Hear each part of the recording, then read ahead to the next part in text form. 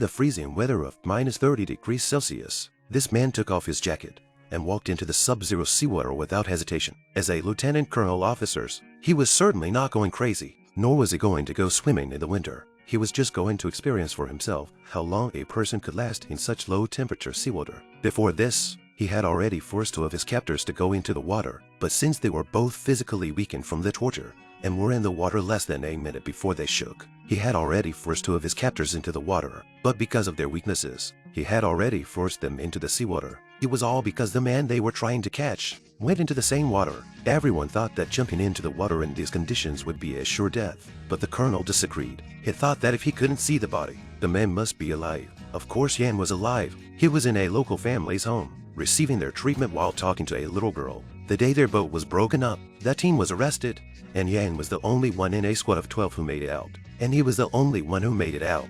The only one who could make it out. And the only one who was not alive was Yan. He hid behind a rock, shot the soldiers who were coming after him, and when he escaped, he was shot in the foot, and with his foot bleeding profusely, he walked backwards to the water's edge, created the illusion of having fallen into the water, and escaped by stepping on a rock so that it did not leave any traces. But the Nazis refused to give up, and kept searching for him with flares, so he had to go into the water to swim to the other side of the bank. And when he climbed up to the bank it was freezing cold, and luckily he came across a brother and sister, who were able to save his life, and the family gave him a change of clothes and dry shoes.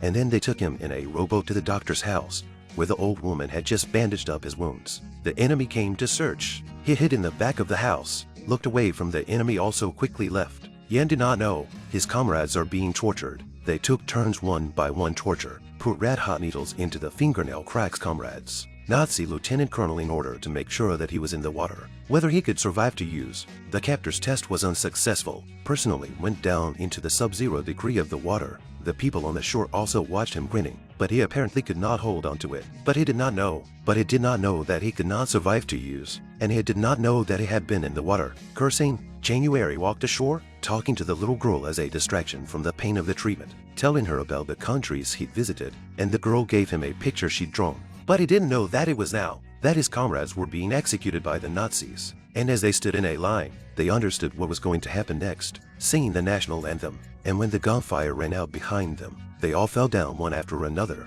and the Nazi army kicked those who had fallen into the pits.